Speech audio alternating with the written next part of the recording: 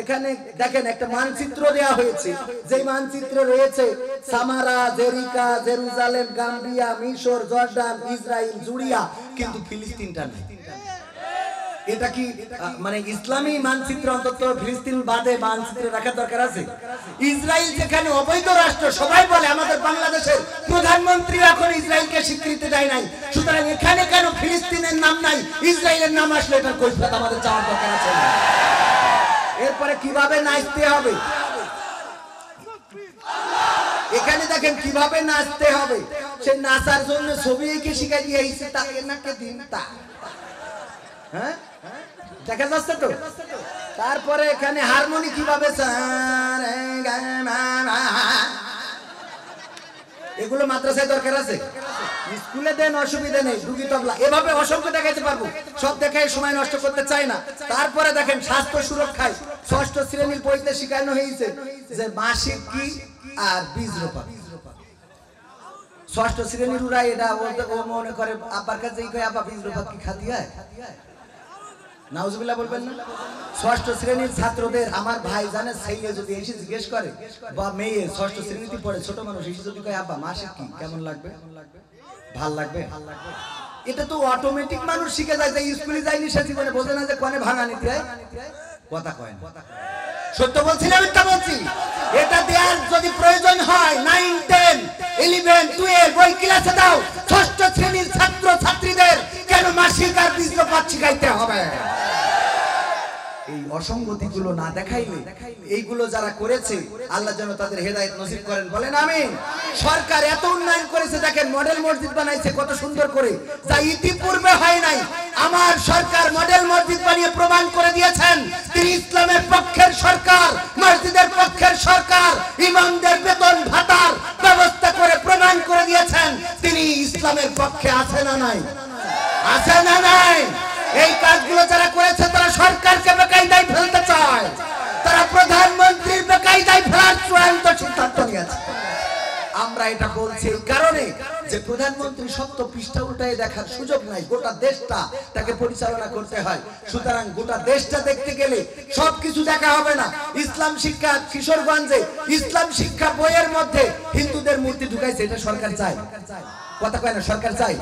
এইগুলো করেছে এই জন্য যে জানো মানুষ উগ্রবাদ হয়ে যায়, যে ইসলাম শিক্ষায় কেন মূর্তিদের ছবি, এই বলে রাজপথে নামে মারামারি করে, ফাটাফাটি করে, আর বিশ্বে দেখানো হবে শেখ হাসিনা দেশ চালাইতে পারছে না। কথা কি বোঝা গেছে?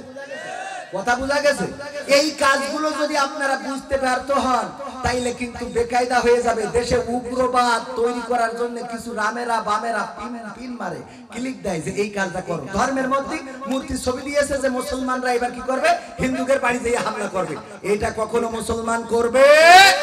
বরং সবগুলো সংস্কার হয়ে মাননীয় প্রধানমন্ত্রী প্রমাণ করে দেবে যে এই দেশে মডেল মসজিদ মাথা উঁচু করে দাঁড়িয়েছে, সেই দেশে ইসলামী শিক্ষা ব্যবস্থা, মাদ্রাসা শিক্ষা ব্যবস্থা মডেল হবে, তবে সেটা ইসলামিক কায়দায় ইনশাআল্লাহ। কি হবে বেঁচে থেকে অযথা বিদ্যা শিখে যদি না করতে পারি শোষণবিহীন সমাজটাকে? কি হবে বেঁচে থেকে? কি হবে ছাত্র সেজে চুমু খেয়ে সনদ খানা যদি হয় বিদ্যালয়টা ট্রান্সজেন্ডারদের আড্ডাখানা?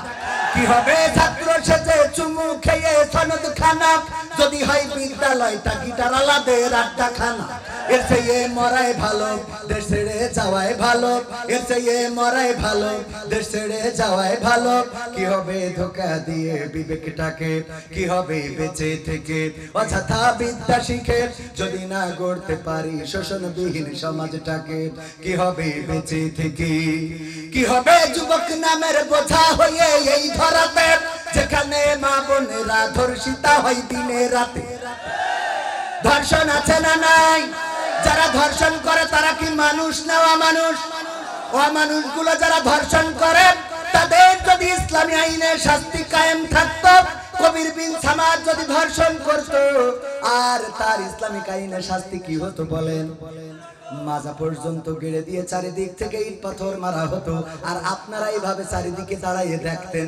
এটা যখন দেখতেন ও আমার ভাইরা, এমন করে যদি পাথর মেরে সঙ্গে সার করে দেওয়া হতো, আর ইউটিউবার ভাইরা ভিডিও করে যদি চ্যানেলে ছেড়ে দিত, বলেন দেখি লাইলাতুল ভ্যালেন্টাইন্স ডে কি কেউ পালন করতো?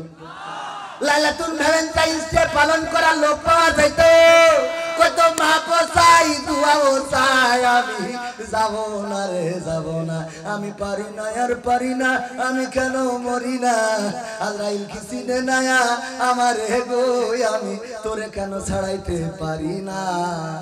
কি এই বলতো না ইসলামের আইন কায়েম হইলে চোর যদি চুরি করে শাস্তি কি?